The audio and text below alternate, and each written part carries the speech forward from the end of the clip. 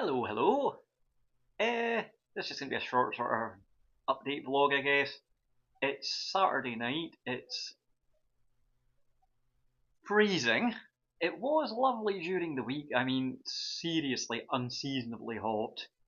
Working in it that was fun. But the last day or two, the temperature has dropped massively, and there's a cold wind, and it's been raining. So, oh well.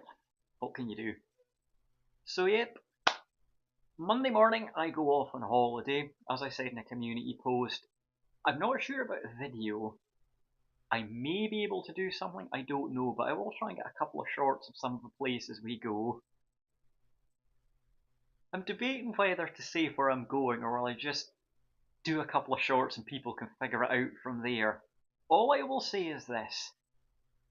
I'm going on an internal flight within the borders of the UK, but it will be over water. And the flight takes about an hour and 5 minutes from the airport to Inverness. Make of that what you will. Make of that what you will.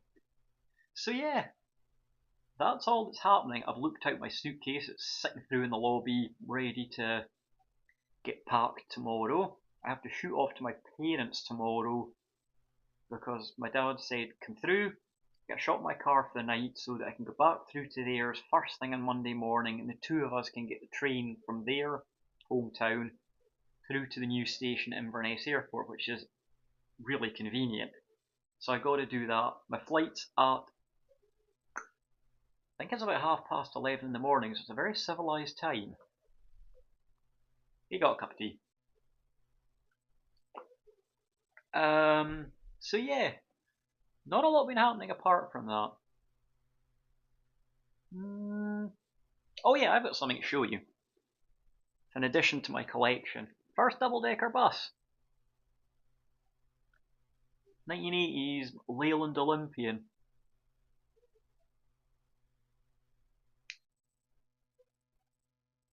My local bus company used to run those things when I was a kid, but with a slightly different body style built by a different coach builder. I think it was Alexander's. The Bluebirds buses were. They were.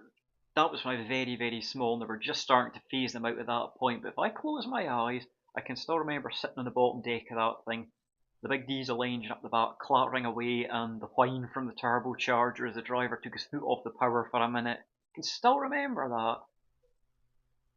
Nice old things. I got to sit in the cab of one.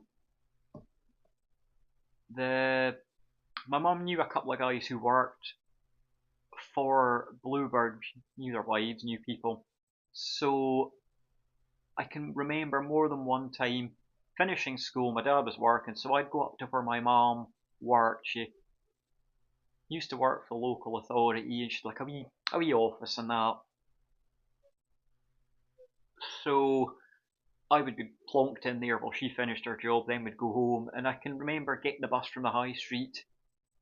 One day, one of the drivers saying to me, come on, lad, up the cab, here a seat. And I was like, oh yeah, I like this. I like this.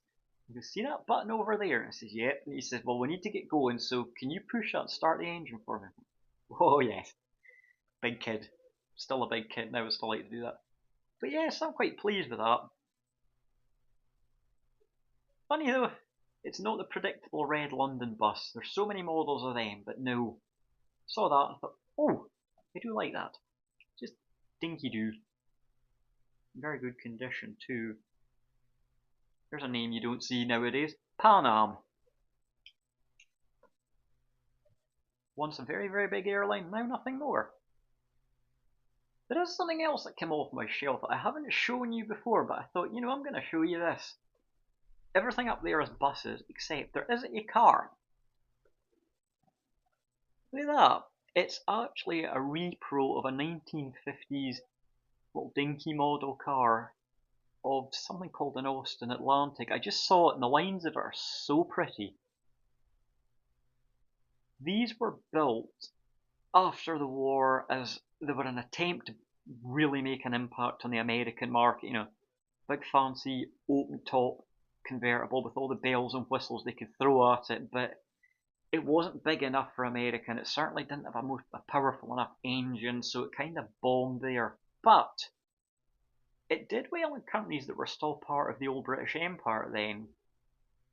As I say, I just saw it. I like older cars, and I think there's just something about flowing lines that's very, very pretty. So it was only a couple of quid. I thought, oh, that's going to look rather nice on my shelf. It's just a very simple thing. Has a little repro interior. Even the box that it came in was like a repro of the 50s one. It looks very smart. So yeah, that's about it. And that's all that's been happening really. Oh, apart from the small matter of having to register with a new dentist because one of the local dentists here has been losing staff left, right, and centre, and someone is now retiring, which just happened to be my dentist. As it is in the UK, it's very difficult to get an NHS dentist in some places. Here's no different. I have been very fortunate in that there is somewhere that's still taking on patients, so I've got to get form into them, which is a relief because private dental costs are, we don't want that. So, on that note, I'm going to finish my cup of tea and get this transferred to the computer, edited, blah de blah de blah, and I will hopefully either have a series of shorts or perhaps maybe a video of some sort. As I've said before, my family don't know this channel exists. They wouldn't want to be on camera anyway. It's just not what I know that it wouldn't be their kind of thing. So I don't know. I'll maybe have to have that conversation with my dad when I'm over where I'm going. Very nearly said it there, but we're not giving that away yet. So in the next one, I will see you from somewhere else.